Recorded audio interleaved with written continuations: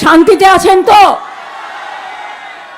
তার মানে জ্বলছে যেটা সেটা নওদা, উত্তরপ্রদেশ, জ্বলছে যেটা সেটা মণিপুর, জ্বলছে যেটা সেটা দিল্লি, জ্বলছে যেটা সেটা উত্তরপ্রদেশ, জ্বলছে যেটা সেটা বিহার। বাংলা নয়, বাংলার কৃষ্টি সংস্কৃতি আলাদা। বাংলা সবার ধর্ম মানে, সবাইকে নিয়ে চলে, সবাইকে সম্মান করে। বাংলা জ্বলছে না, ভোট দেখে 4 তারিখে বুঝবেন। ভোটের বাক্স খুলবে আর দেখবেন বিজেপি জ্বলছে আর লুচির মতো ফুলছে, জ্বলছে আর লুচির মতো ফুলছে। তখন বুঝবেন দেখ কেমন লাগে। এত ভোট কাটার পরেও এত পার্সেন্টেজ ভোট কেন পড়েছে জানেন? এটা আমার মনে হয়, I may be wrong also. তার কারণ হচ্ছে মানুষ জানে এই ভোটটা তাদের অধিকার রক্ষার লড়াই। কারণ এরপরে এনআরসি করবার প্ল্যান করবে, ডিলিমিটেশন করবে, কোনো বিল নিয়ে এসেছিল। মহিলা বিল পাস হয়ে গেছে 23 সালের 25শে সেপ্টেম্বর।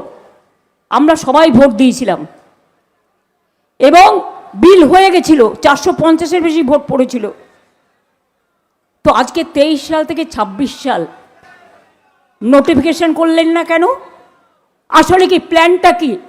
প্ল্যান এ সামনে মহিলার নাম রাখা, আর প্ল্যান বি পেছনে ডিলিমিটেশন করে জিতবে না বলে নেক্সট ইলেকশনে 543-এর জায়গায় 850 সিট করবার, বঙ্গভঙ্গ করবে, সারা দেশ ভঙ্গ করবে শুধুমাত্র নিজেদের জেতার স্বার্থে।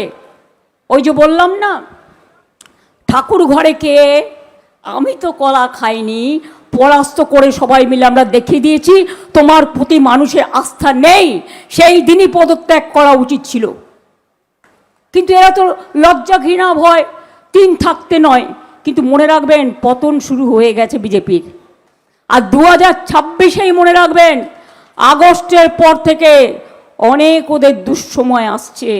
আগে দিল্লি সামলান, তারপরে বাংলার দিকে তাকান। কি করেছেন বাংলার জন্য? লোকে আপনাকে ভোট দেবে? মেট্রোর পরিকল্পনা, মেট্রোর প্ল্যান সব তো আমার করা, স্টেশনের নামগুলো আমার দেয়া। সারা বাংলা জুড়ে 2 লক্ষ কোটি টাকার উপর মেট্রো রেলের জন্য শুধু আমি দিয়ে গেছিলাম। আর তার জন্য আমাকে সবাই বলতো আমি বাংলার রেল মিনিস্টার। এইভাবে আমাকে অসম্মান করা হতো, অপমান করা হতো। আমি সেগুলো ভুলিনি। ক্যাবিনেট মিটিংয়ে আমি একা ক্যাবিনেট ছিলাম বলে আমাকে কাঁদিয়েছে পর্যন্ত। আমি কোনোদিন আপনাদের বলিনি এসব কথা, সাক্ষী অনেক আছে।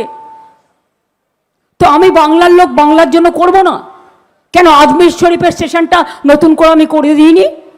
আজমির থেকে পুষ্কর ওই রেল লাইনটা আমি করে দিইনি? দিল্লির মেট্রো রেল আমি না থাকলে জীবনে হতো?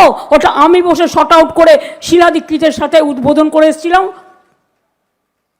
জিজ্ঞেস করুন মুম্বাই রেলওয়ে বিকাশ কর্পোরেশন কে করেছিল? আমি করেছিলাম, আমি গর্ব করে বলতে পারি। আর অ্যান্টি কলিউশন ডিভাইস কে করেছিল? আমি করেছিলাম। গোয়াতে মাডগাঁওতে গিয়ে কোঙ্কণ রেলওয়েকে দিয়ে করিয়েছিলাম। শুনুন, আমাকে আপনার মতো টেলিপম্পটার দেখে পড়তে হয় না।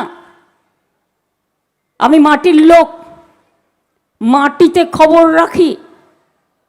তাই বলি বাংলাকে অনেক অসম্মান করেছেন। রবীন্দ্রনাথ ঠাকুরকে রবীন্দ্র সান্যাল বলেছেন, স্বামী বিবেকানন্দকে বলেছেন, উনি নাকি বলেছেন তোমরা আমাকে রক্ত দাও আমি দেব স্বাধীনতা। ওটা স্বামীজি নয়, ওটা নেতাজি বলেছিলেন। নেতাজিকে আপনারা পছন্দ করেন না, আপনারা স্বামী বিবেকানন্দকে পছন্দ করেন না। আপনারা রামকৃষ্ণ পরমহংসদেবকে স্বামী রামকৃষ্ণ বলছেন, রামকৃষ্ণ ঠাকুর রামকৃষ্ণ পরমহংসদেব এই কথাটা বলতে পারেন না। আপনারা বঙ্কিমচন্দ্র চট্টোপাধ্যায়কে বঙ্কিম দা বলছেন। কাকে অসম্মান করেননি, কাকে অপমান করেননি?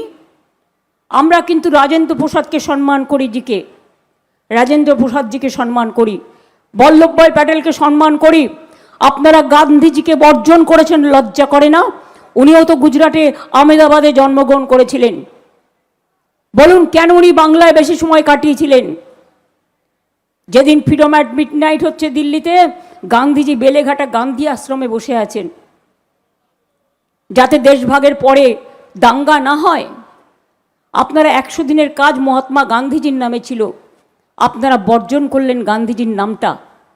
সেই দিনই কিন্তু সঙ্গে সঙ্গে আমরা এটাকে গ্রহণ করেছিলাম, কারণ গান্ধীজি কেসা হ্যায় দেশ কা নেতা জেসা হ্যায়। এবিপি আনন্দ এগিয়ে থাকে, এগিয়ে রাখে।